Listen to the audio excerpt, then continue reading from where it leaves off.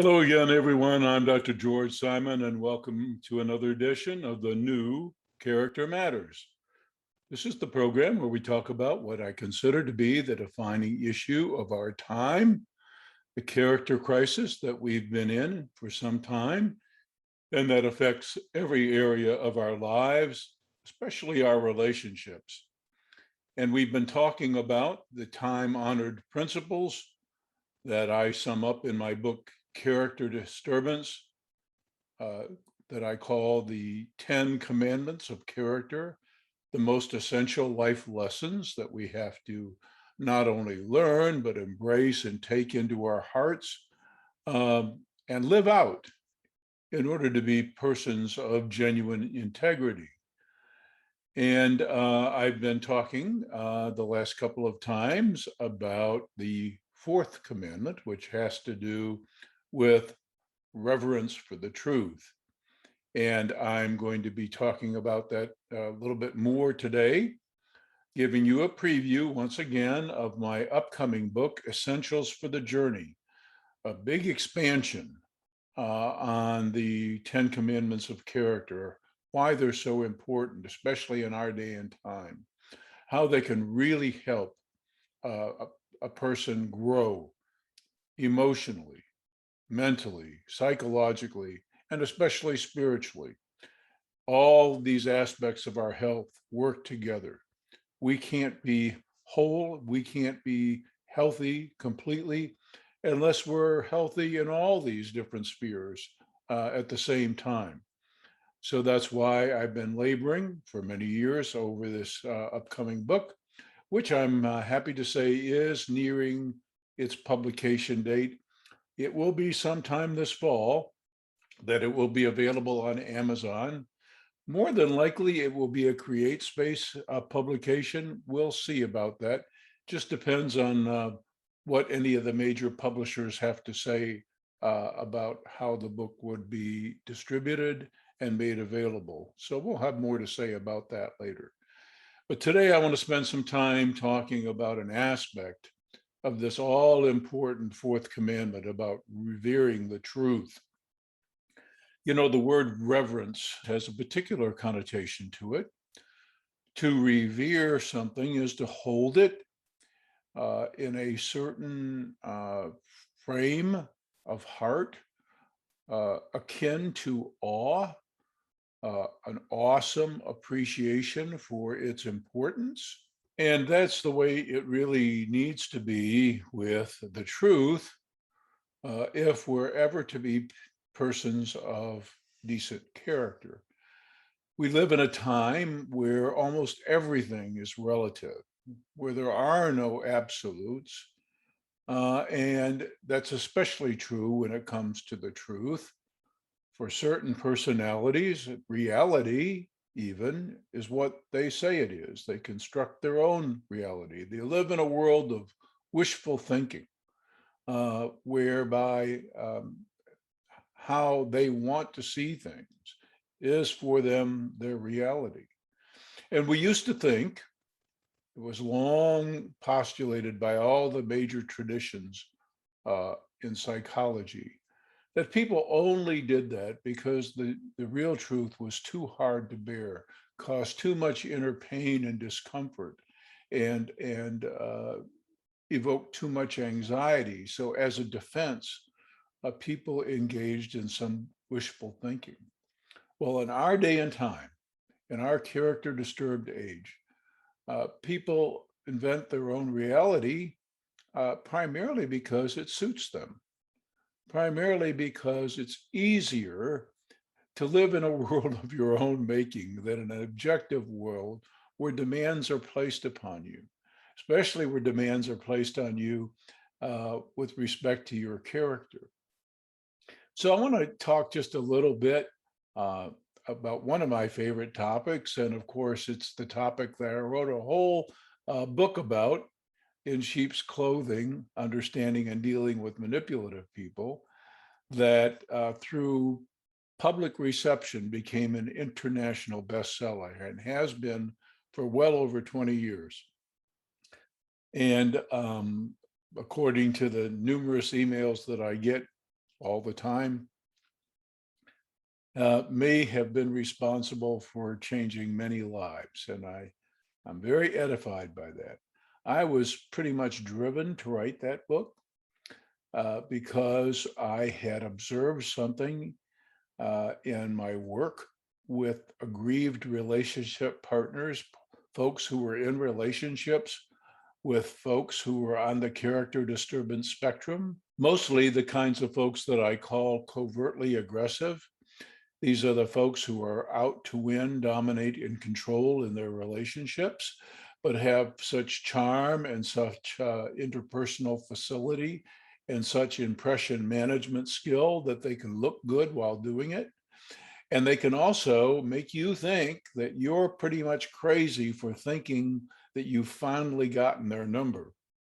They use a wide variety of tactics to create doubt in you and to get you to see things their way.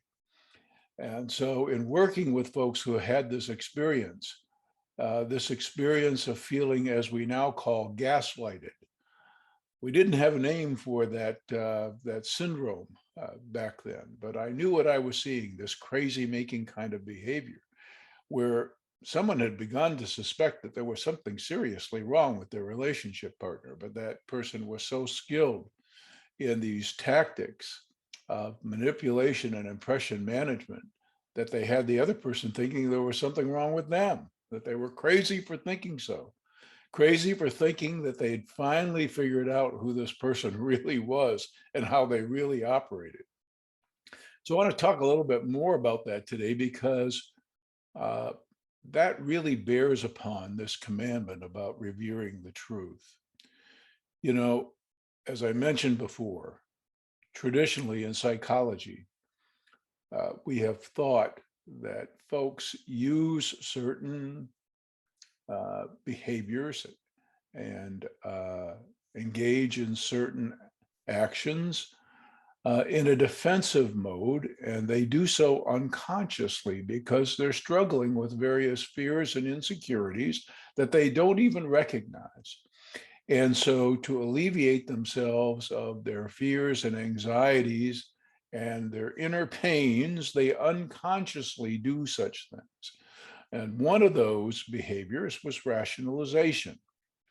The thought was that when people do things that some part of them knows is probably not a good thing to do, this creates incredible pain and anxiety, qualms of conscience inside.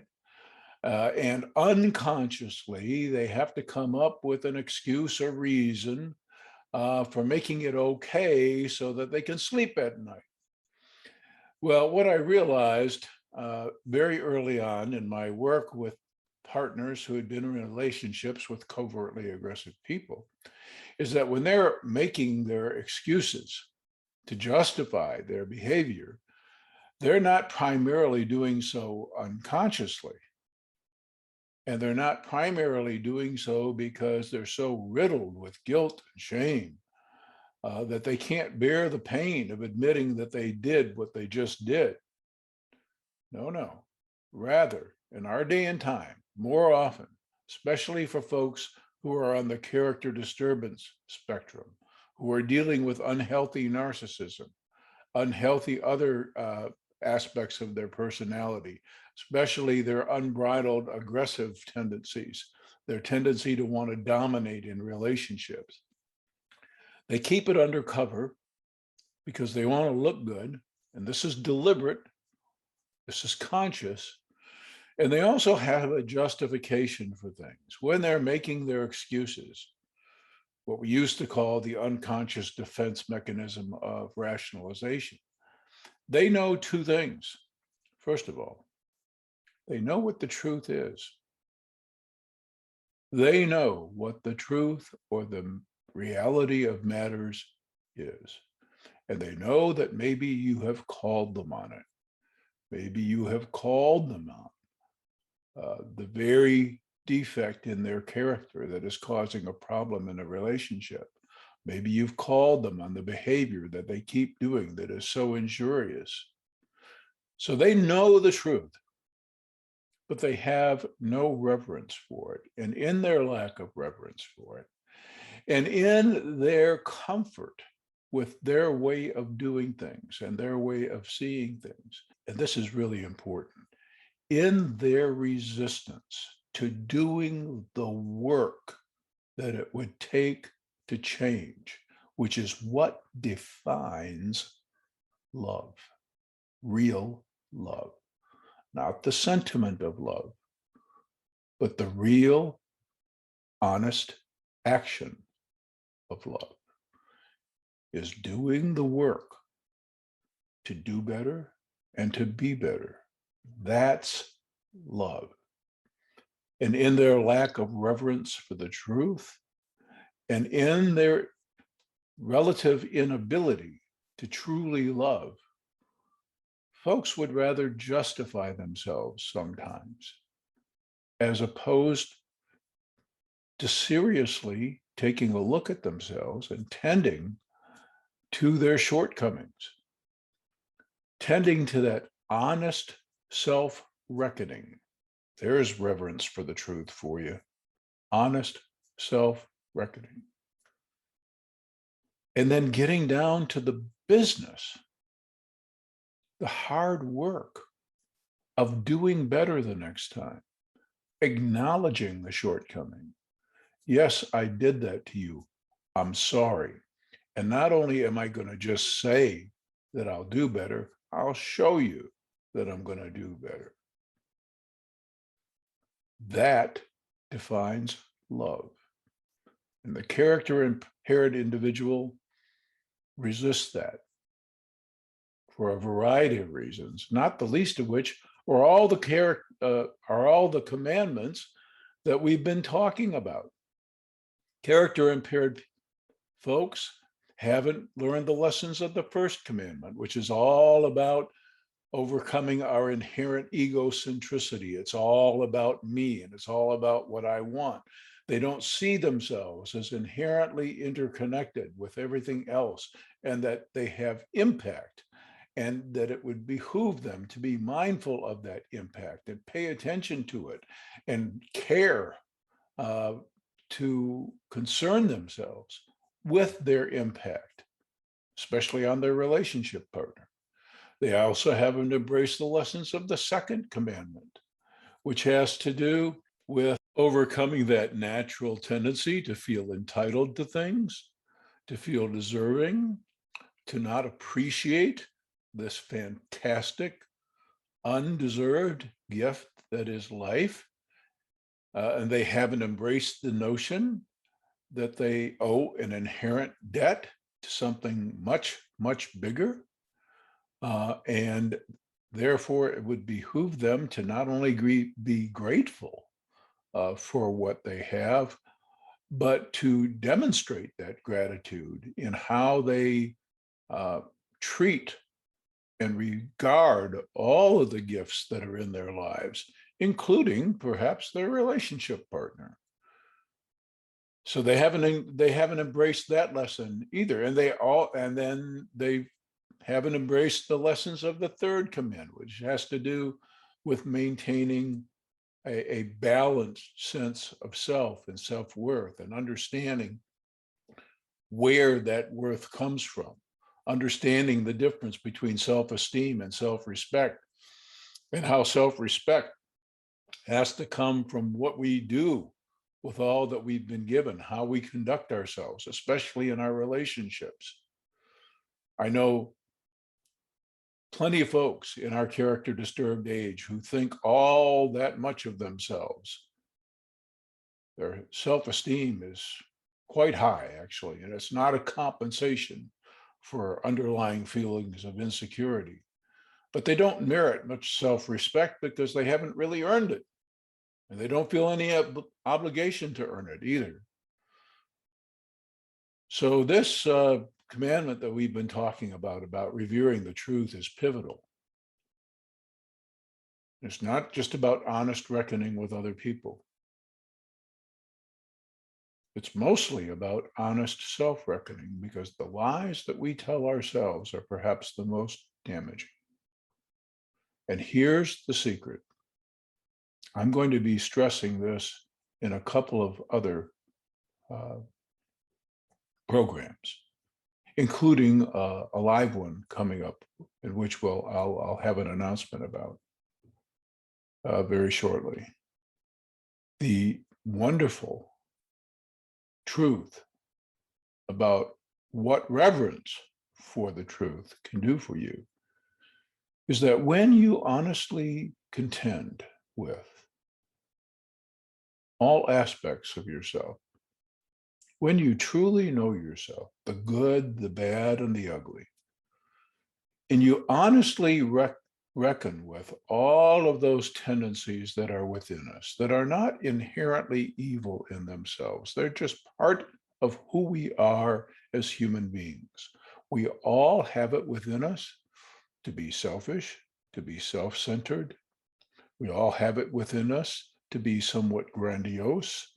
We all have it within us to be deceptive, manipulative. We all have it within us to do our best to get other people to see things our way, as opposed to doing the hard work of making ourselves better. We all have those tendencies in us. All of us do. But what makes the difference is that if we face the truth about ourselves, we understand who we are at the very human level, we have the opportunity to rise above our more baser selves. We have the opportunity to evolve to a different kind of plane of existence. But as long as we kid ourselves about what's within us, what's within all of us, unless we stop kidding ourselves and honestly reckon with our human shortcomings, we can't take the next step in our personal evolution. We can't take the next step toward character growth. We are not, as Teilhard de Chardin said, mortal physical beings looking for a spiritual experience primarily. We are spiritual beings. Deep within us is a core, our truer, more authentic self. And that self is having a very unique human experience, and for a reason. Some folks have come to an awareness about that. But even in the absence of that awareness, it's important for us to reckon with ourselves, to understand ourselves, to know ourselves, our strengths and our weaknesses, our virtues and our shortcomings, and to do the work necessary. It's labor. To do the work necessary to do better and to be better. That's what defines love. That's what defines loving ourselves well and loving another well. These days, all too many folks very easily throw in the towel when it comes to character development. Why? Number one, we have things very easy as far as normal comforts are concerned. Character is not demanded of us. It's not a necessary thing to survive and thrive in this world. Second, it's not valued very much. We've become all too used to, desensitized to, all manner of character dysfunction. Things that would have completely outraged most of us not that many years ago are now accepted as just part of it. Worse, we accept all manner of bad character behavior if it serves our interest, and we accept all manner of bad character behavior in other folks if they serve our interest. Character doesn't matter like it used to. But I'm here to say, just like this program's title says, that character does matter. It always has, it always will. And just because we have been saying it doesn't make that true. The truth stands in the face of that. Character does matter. It always has, and it always will. And when we stop lying about that, and when we take into our hearts the reality and the importance of that great truth, we will start to grow again. We are at the dawn of a new age. I sincerely believe that. We are on the cusp of a cultural, societal, and spiritual evolution. People are starving emotionally, psychologically, and especially spiritually, which is why I have changed the title of my upcoming book to Essentials for the Journey. These 10 commandments we've been talking about are the very values and principles of substance that we all need to take within us to be all that we can be. And it's been a true labor of my own love to have been working on it so long. So even though today's broadcast is a podcast, shall I say, is a relatively shorter one, I hope you'll take pretty seriously what I've been saying here about reverence for the truth and its importance, and ponder the message of its importance. And I hope that you'll review some of the other commandments that we've been talking about, maybe review some of the other podcasts, and also avail yourself of the many articles on my blog at drgeorgesimon.com. That's drgeorgesimon.com. And of course, avail yourselves of my books, In Sheep's Clothing, Understanding and Dealing with Manipulative People, Character Disturbance, the Phenomenon of Our Age, the Judas Syndrome, and How Did We End Up Here, all available on Amazon and all the other major resellers. And I also hope that you'll tune in for our second live program, which will be the first week in October. And usually my broadcasts are on a Wednesday or Thursday. They usually post on a Wednesday or Thursday. So as the time comes closer, I will be sure to post that probably within the next week or so. It will be a YouTube live event. So the information will be posted on my YouTube page, as well as my professional Facebook page and on the blog. And if you can't tune in live and you can't join the discussion live, you can certainly submit questions and comments in advance by just going to the blog at drgeorgesimon.com, going to the contact page and using the Contact Dr. Simon feature to send me a note. Once again, thanks for tuning in to another edition of the new Character Matters program. I'm Dr. George Simon. Take care.